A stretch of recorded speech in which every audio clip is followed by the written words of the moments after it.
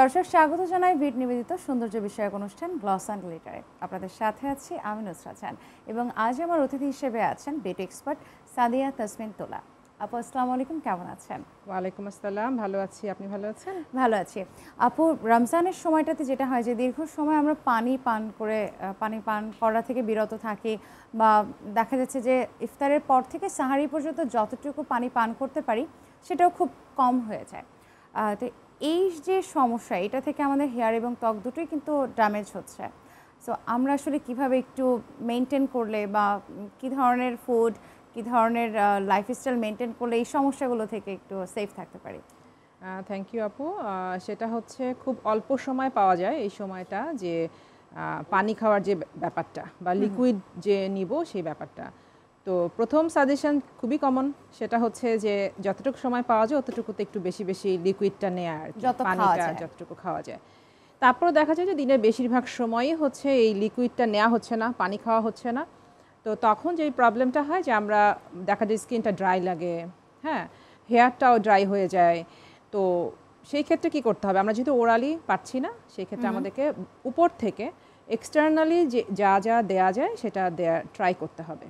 তো এটা হতে পারে কোনো মাসাজও হতে পারে, মাসাজিংয়ের মাধ্যমে কোনো সিরাম দিয়ে মাসাজ করছি, হ্যাঁ, সেটাও দেখা যাবে যে স্কিন ফুড হিসেবে কাজ করবে, দেন হাইড্রেশনটাও হয়ে যাবে। আমাদের একটা খুব পরিচিত একটা ফেশিয়াল আছে, হাইড্রা ফেশিয়াল। এটা অনেকেই এখন খুব প্রচলিত এবং সবাই এটা করে। হাইড্রা নিয়ে আমার অনেক কোয়ারি থাকে। হ্যাঁ, হাইড্রা ফেশিয়াল, এটার ভেতরেই কিন্তু পুরোটা নিহিত আছে যে এটা অ্যাকচুয়ালি কি, হ্যাঁ, যারা বোঝার তারা বুঝবে আর কি, যে হাইড্রেশন হচ্ছে মানে আমাদের স্কিনে কিন্তু স্কিন ফুড খুব দরকার, যেমন পানিটা খুব দরকার। তো অনেক সময় দেখা যায় যে স্কিনটা ডিহাইড্রেট হয়ে যায়, তাদের জন্যই মেইনলি হচ্ছে হাইড্রা ফেশিয়াল। এখানে বিভিন্ন ধরনের সিরাম ব্যবহার করে, বিভিন্ন ধরনের জুস ব্যবহার করে হচ্ছে গিয়ে এই ফেশিয়ালটা করা হয়, যে আমাদের স্কিন যে রাফ হয়ে যাচ্ছে, আমাদের স্কিন যে ড্রাই হয়ে যাচ্ছে, সেই পানিটা দেয়া হচ্ছে এবং লক করা হচ্ছে। এটা হচ্ছে বাংলা কথায়, যে পানিটা দেওয়া হচ্ছে এবং লক করা হচ্ছে, ডিহাইড্রেশনটা দূর করে ফেলা হচ্ছে। এটাই হচ্ছে মূলত হাইড্রা ফেশিয়ালটা। তো আমরা যেটা করতে পারি যে এই সময়টাতে হাইড্রেশনের ব্যবস্থা করা, উপর থেকে হতে পারে এক পার্লারে গিয়ে হাইড্রা ফেশিয়াল করে নেওয়া, হতে পারে আমাদের বাসাতে কিছু হোম কেয়ারও আমরা করতে পারি যেগুলো আমাদের হাইড্রেশনের কাজ করবে। যে আমরা বিভিন্ন ধরনের ফ্রুটস খাচ্ছি, যেগুলো জুসি ফ্রুটস, সেগুলো আমরা স্কিন টাইপস অনুযায়ী, অবশ্য সকল স্কিনেই সব কিছু যাবে না। যেমন ধরেন অরেঞ্জ জুসটা সব স্কিন টাইপসে যাবে না। কোন স্কিনে যাবে? অয়েল স্কিনে যাবে, আর যেটা নর্মাল বা কম্বিনেশন স্কিন সেটাতে যাবে, এরকম আর কি বিষয়টা। হ্যাঁ, তো স্কিন টাইপস অনুযায়ী আমরা বিভিন্ন ধরনের জুস মাসাজের এই ব্যাপারটা ট্রাই করতে পারি, এটা একটা হতে পারে। আর হেয়ারের যে ড্রাইনেসটা আসে, হেয়ারের ড্রাইনেসের কারণে যেটা হয় যে দেখা যায় যে একটু ড্যান্ড্রাফের প্রবণতা বেড়ে যায় এই টাইমটাতে। হ্যাঁ, ড্রাই হয়ে যাচ্ছে। তো সেটা কি করতে হবে? স্ক্যাল্পটাকে হচ্ছে গিয়ে মানে স্মুথ রাখতে হবে। কিভাবে? সেটা বিভিন্ন অয়েল ম্যাসাজের মাধ্যমে হতে পারে, বিভিন্ন ধরনের শ্যাম্পু আছে যেটা কিনা আমাদের হেয়ারটাকে স্মুথ রাখে, সেটা করতে পারি। আবার একদম রয়ের ব্যাপারে যদি আসি, তাহলে অ্যালোভেরাটা কিন্তু হেয়ারের স্কিনটাকে একদম স্মুথ করে দেয়, তখন দেখা যায় যে ড্রাইনেসটা আসে না। অয়েল ম্যাসাজের ক্ষেত্রে আসলে কোনো টাইমিং আছে যে 1 ঘন্টা রাখবো, আধা ঘন্টা রাখবো, বা আমি সারা রাত রেখে দেবো? এটা নিয়ে সবাই একটু কনফিউজড হয় যে আসলে কতটুকু সময় তেলটা আমাদের চুলে রাখা উচিত।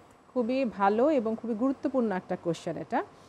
কারণ হলো যে আমরা ওভারনাইট অয়েলিং সেটা কিন্তু পুরোপুরি প্রহিবিটেড, বাট আমরা অনেকেই কিন্তু কি করি, সারা রাত তেল দিয়ে রাখি মাথায়, তাই না?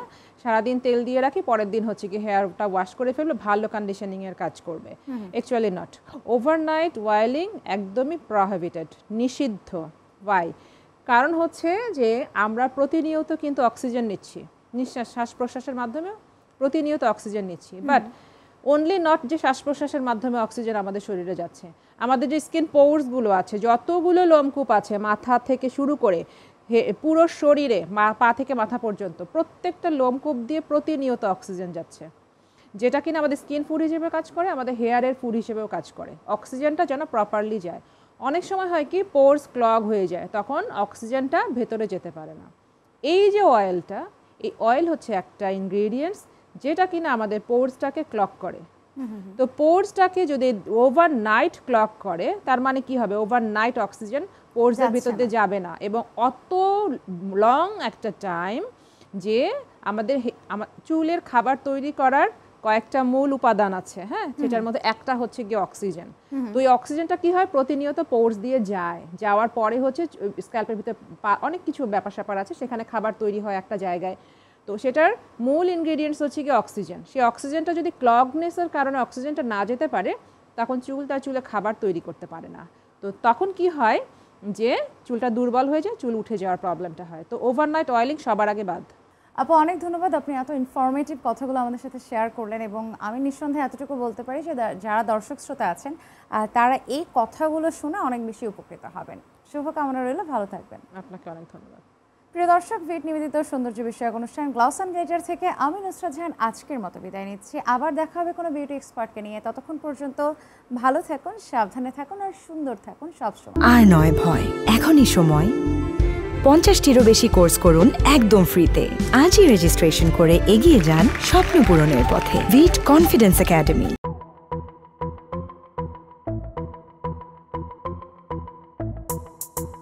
হ্যালো ভিউয়ার্স, আপনাদের সবাইকে স্বাগত জানাই ইটস শপিং এ। এখন আমি আছি ল্যাভেন্ডার ব্র্যান্ডের আউটলেটে।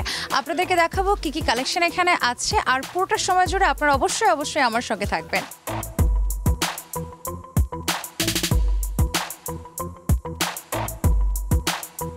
এবারে ঈদকে কেন্দ্র করে কি কি নতুন কালেকশন ল্যাভেন্ডার নিয়ে এসেছে?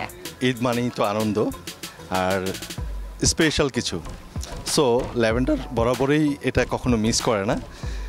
আমাদের প্রত্যেকটা ঈদে আমাদের একটু স্পেশাল কিছু থাকে, বিশেষ করে কালার ভেরিয়েশন, ডিজাইন ভেরিয়েশন এবং ফ্যাব্রিক্সের একটা ভেরিয়েশন থাকে। আর যেহেতু এই ঈদে সামারে ঈদ পড়ছে, প্রচণ্ড গরম, সে জায়গা থেকে আমরা ফ্যাব্রিক্সের উপর যথেষ্ট প্রাধান্য দিয়েছি। বিশেষ করে কটন ফ্যাব্রিক্সগুলো এবং মার্সারাইজ কটন, এই ধরনের যে কটন ফ্যাব্রিক্স, সফট এবং একটু লাইট ওয়েটের ফ্যাব্রিক্সগুলোর উপর বেশ গুরুত্ব দিয়েছি আমরা।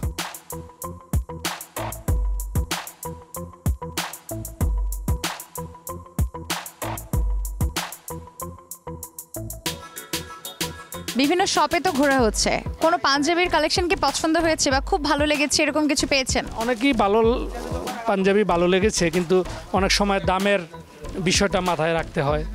আমরা যারা মধ্যবিত্ত তাদের দামের বিষয়টা অবশ্যই মাথায় রাখতে হয়।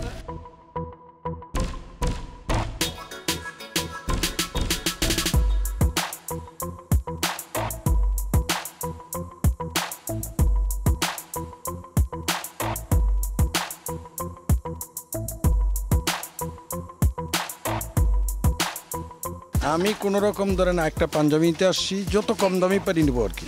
যত পরিবারের সবার শপিং হয়ে গেছে? হ্যাঁ, সবার মোটামুটি হয়ে গেছে, আমারটাই বাকি।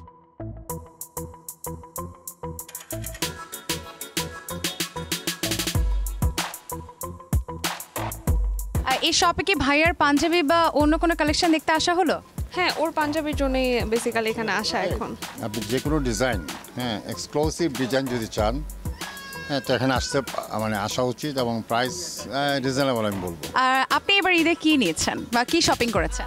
এবার ভাইয়া কি কি কিনে দিল? না, আসলে আমি ঈদ উপলক্ষে আসলে সেভাবে কখনোই কিছু কিনে, মানে থাকে না যে আমি আসলে কিনে আমার কিনতে ভালো লাগে, শপিং করতে ভালো লাগে, ওইভাবেই আসলে কেনাকাটা করা। তো ঈদ উপলক্ষে একটা শুধু জামা কিনেছি এখনো, আর তেমন কিছু কেনা হয়নি।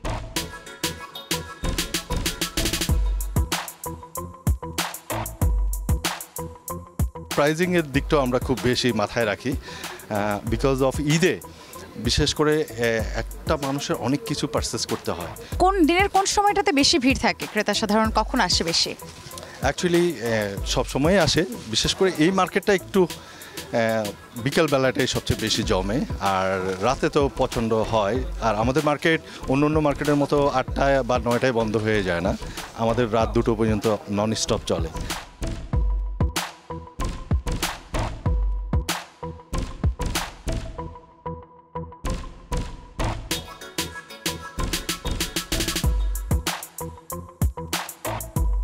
ভিউয়ার্স, দেখতে দেখতে আমরা আয়োজনের শেষ পর্যায়ে চলে এসেছি। আশা করি যারা পাঞ্জাবি এবং শার্টের নানান রকম কালেকশনগুলো খুঁজছেন, আজকের এপিসোডটি তাদের জন্য বিশেষ একটা এপিসোড হবে। সবাই ভালো থাকুন, সাবধানে থাকুন, খোদা হাফেজ।